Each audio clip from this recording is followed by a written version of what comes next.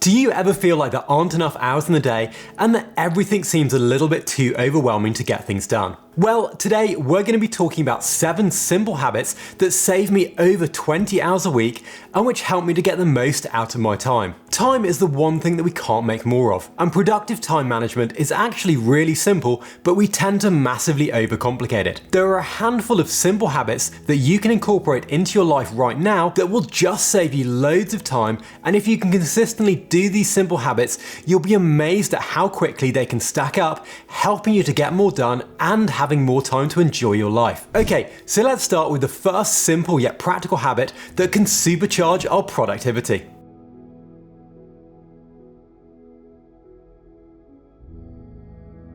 For some reason, showing up early is not talked about enough, as it relates to boosting our productivity and reducing our anxiety when it comes to managing our time. If you think about it, it just makes sense. If you start early, you give yourself the opportunity to make use of all the time that's been available and allocated to you for that task. Sure, there are other things that could cut that time short, including distractions and emergencies, but the bottom line still remains that if you start early, you afford yourself the luxury of time. And this applies whether or not you have to leave your house to work or whether you're working from home. For people who work remotely, there's the temptation to start the workday just a couple of minutes or even seconds before the official work is supposed to start. The problem with this is that you leave it to the last minute, and that there are other tasks aside from work that either get left undone or get pushed back to a later time. And before you know it, you're running behind on everything that you need to do that day. I find that when I'm organised and I'm punctual for things like meetings, getting to the airport or whatever it is, I'm way calmer since I'm not rushing or worrying about being late, and so my brain will be much more relaxed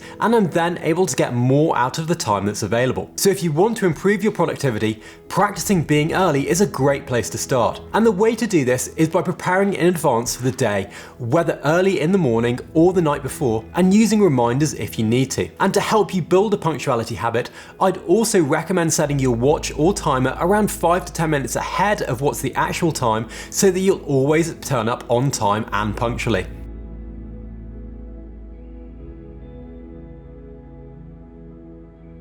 Next up, speaking of things that could shorten the time you have for tasks, if you find that you always get derailed by distractions throughout the day, you might benefit from building the calendar habit. The calendar habit is all about how we manage our time, and it's a combination of reverse planning, time blocking, and the Pomodoro technique. This technique acknowledges that some people find it difficult to focus on tasks for long periods of time, and if we break down our time into manageable blocks surrounded by breaks, we'll be more likely to get that work done. So instead of forcing yourself to focus for hours and hours on end, you can break your workday into 30-minute chunks in your calendar. Each chunk can then be broken down into 25 minutes of focused work and a 5-minute break, or however you want to schedule things that works for you. The idea here is not just to break down your time, but to break down your tasks themselves. So if you have a huge task, you want to break it down into smaller bite-sized chunks, and each small task should be something that can be easily accomplished within that 25-minute window. The calendar habit for me is all about choosing a calendar app like Google Calendar or iCal, and then setting my month, week, and day well ahead of time. In my calendar, I'll add in my daily non-negotiables, which are things like going to the gym or relaxing in the evening, and then I'll fill out the rest of the calendar with work tasks or things like self-study and learning that I just need to get done. This habit also forces me to think about how much time I'm spending on a particular task or a piece of work. If my tasks need more than 4 blocks of time, then I need to divide those down and break things up into even smaller ones. And if there are any tasks that would take less than 1 time block, you can put those tasks together and combine them into a 25-minute work session. Of course, you can customize this habit to best suit you, and the time blocks can be fixed to whatever you like. The point here is you have short bursts of focused work while allowing yourself the opportunity to rest, or even allow yourself to be distracted by something else when you're not in those work periods. The idea is that if you allow yourself these controlled short bursts of rest or distraction, you won't be tempted to waste your chunks of time doing nothing, and hence you'll be more productive.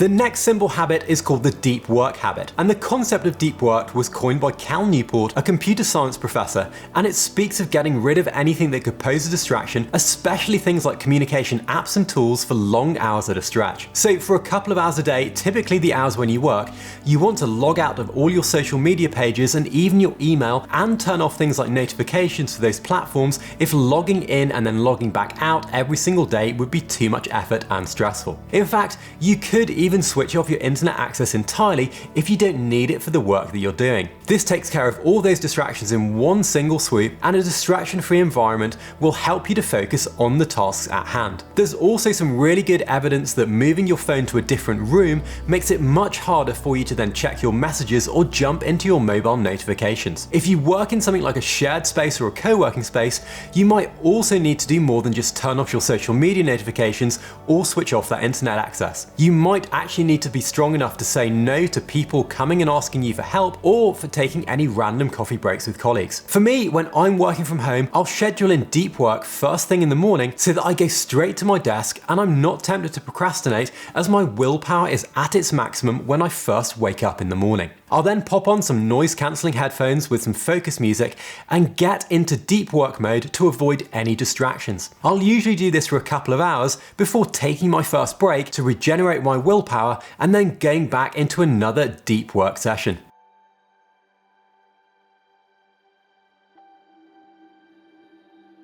Simple habit number 4 is called the 2-minute rule habit. And the idea of the 2-minute rule is to tackle issues at their infancy before they grow into gigantic problems that would take way longer to actually tackle. The concept was popularized by productivity guru David Allen, and it suggests that if a task can be completed in 2 minutes or less, you should do it immediately and not postpone it till later on in the day. Now, this strategy is a bit tricky because some tasks might seem simple enough at first glance, but then you get into them and find out that they actually take a little bit longer. However, for the most part, we're good at determining and estimating what tasks are simple, especially based on our experience of doing similar tasks in the past. In fact, it's this very simplicity that deceives most people into postponing those tasks till they're a giant mess. For me, I hate doing things like company accounts or signing documents, or in fact any kind of admin, as I just find it really boring. In reality, these tasks are often pretty quick, but I put them off because I find them boring and a little bit tedious. If I leave them for too long, however,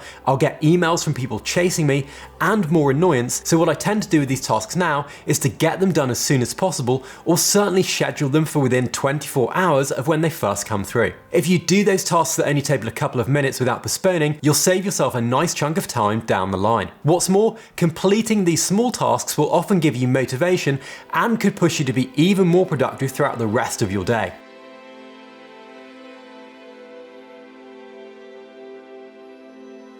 Now, one of the biggest benefits of incorporating exercise into your daily routine is that you get fit while also getting a dopamine boost that gives you motivation for the rest of the day. If I don't exercise, I'll start to feel a little bit sluggish, and I find I'm less likely to stay focused and finish work quickly. Physical activity is a powerful tool for enhancing productivity. It's the reason some experts have been recommending things like standing desks for those who work long hours in front of a monitor. Studies also indicate that productivity is directly linked to our physical condition, especially when it comes to our performance at work. Engaging in regular exercise would help to improve cognitive function, increase energy levels, and generally improve our mood, which could be what you need to combat that afternoon slump that many of us seem susceptible to. To make this simple habit work for you, try and aim for at least 30 minutes of moderate exercise most days of the week. This could be as simple as a brisk walk or a quick home workout during your lunch break, whatever you're able to do to keep fit, and it will get your heart pumping. For me, I'll usually take my dog Basil for a 45-minute walk in the morning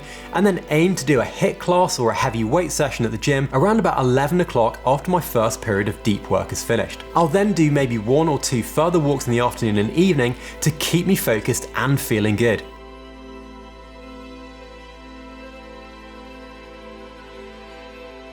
I'm a huge fan of journaling, not just for planning out my day, but also to reflect on what I'm grateful for in the morning and what I've achieved at the end of the day. The idea of reflection is to go over our goals, review our accomplishments, and see how we managed to achieve them, and also go over any losses and see what mistakes we made which we can then learn from. This way, you can craft more realistic goals and come up with more efficient strategies for success. If you wait till the end of the year to do this like some people do with their New Year's resolutions, you'll be missing out on better strategies and even more success during the year. Some experts recommend having a time of reflection after every workday, while others suggest having one after every work week is equally sufficient. At all of my companies, we do a weekly reflection on a Friday where everyone journals in Slack what went well, what could have been improved upon, and what they learned from the week. This creates a team reflection period that everyone can learn something from. Whichever way works for you, the point is that you want to do it frequently because aside from helping you to better tailor your goals and strategies, you're also able to notice patterns in your life and also come face to face with your strengths and your weaknesses. So all round, reflection gives you the opportunity to improve yourself at every stage of reflection.